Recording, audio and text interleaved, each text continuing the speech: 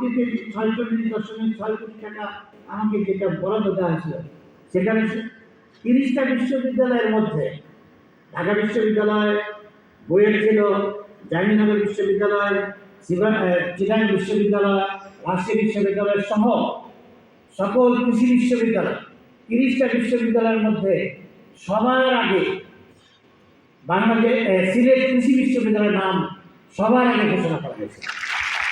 এবং আমাদের এই প্রজেক্টটা যখন ওখানে মানে গঠিত হয়েছিল, সেখানে শুধু বলা হয়েছিল যে প্রজেক্টটার ফিজিবিলিটি স্টাডি হয়েছে কিনা, এটা উনি বলছিলেন হয়েছে।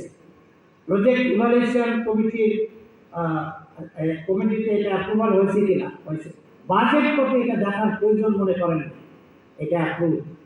অতএব ওনারা এতই খুশি হয়েছিলেন যে ওই কমিটি, ওই মিটিংয়ের ঘরে আমাদের অন্যান্য স্যাররা ছিলেন, সবাই অভিভূত যে কোন, এবং অন্যান্য বিশ্ববিদ্যালয়ের শিক্ষকরা বলছিলেন এটা কী ধরনের কারিশমা দেখালেন।